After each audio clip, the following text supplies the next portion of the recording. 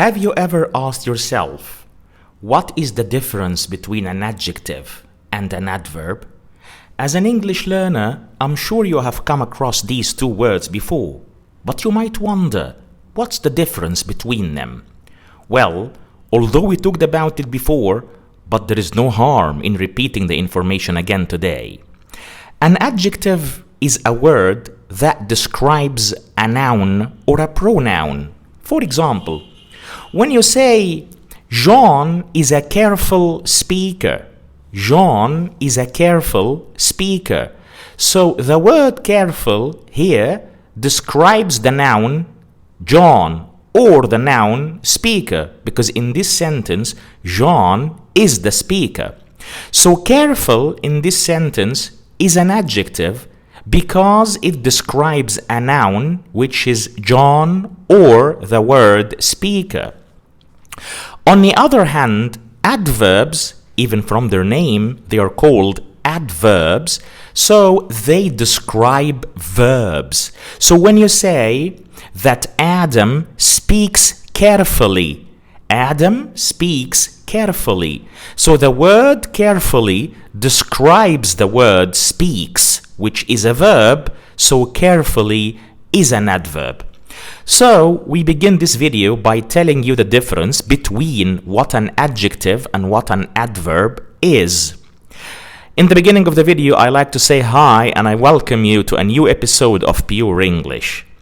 In today's video, we will be talking about a certain type of adverbs that's called degree adverbs. So, what are degree adverbs? Well, from their name, a degree adverb is an adverb that tells us about the level of something or about the extent of something. So when I say, for example, they looked extremely happy. They looked extremely happy. So extremely is a degree adverb. Why?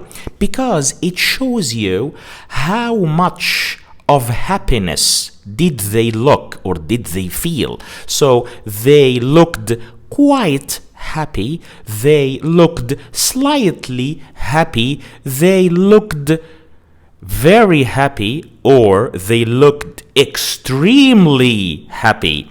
So starting from slightly, that's the lowest level, and then we have quite, which is a little bit higher than slightly. Then we have very, which is a high degree of happiness. And then we have extremely happy, which is the highest degree possible of happiness. I hope you all feel it.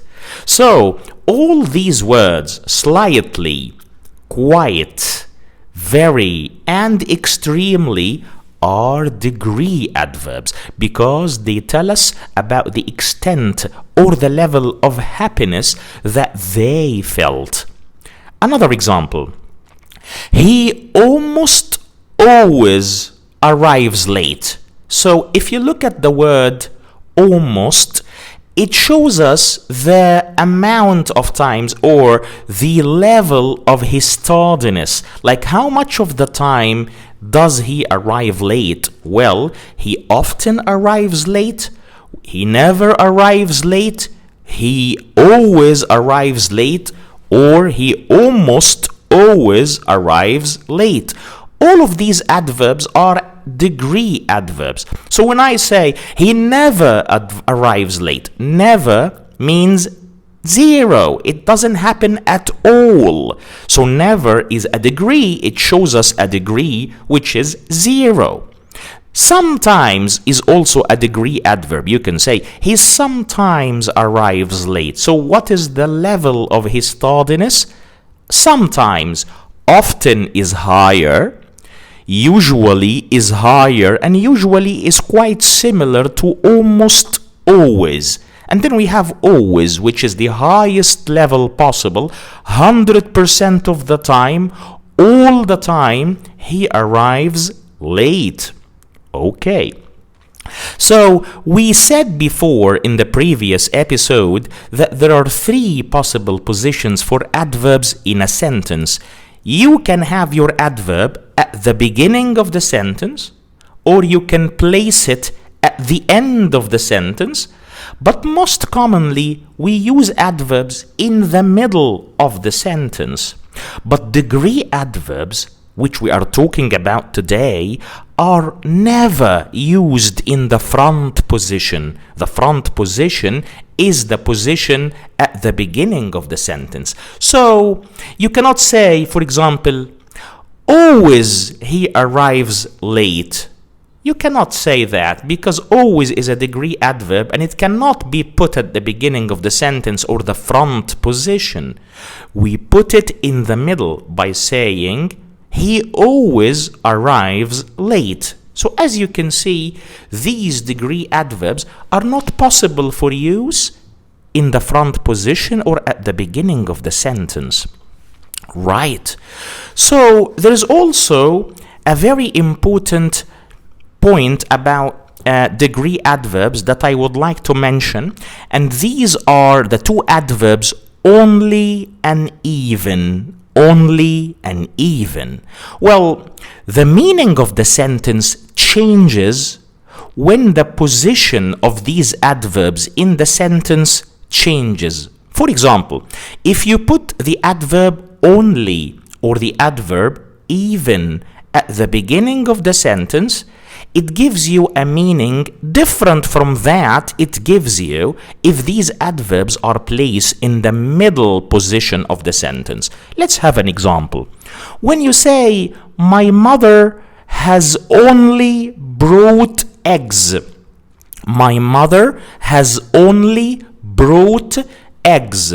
So only here is placed in the middle position, and the meaning of the sentence is that the only thing mother brought is eggs. But when I say only my mother has brought eggs, so we are putting only here in the front position. When we say only my mother has brought eggs, this means that many people brought things. My mother was not the only one to bring something. Many people or a few people brought things, but no one brought eggs except for my mother, but for my mother, only my mother. So you see, changing the position or the place of only in the sentence from the front position to the middle position changed the meaning of the sentence. Another example with even. When you say, Sue can even speak French.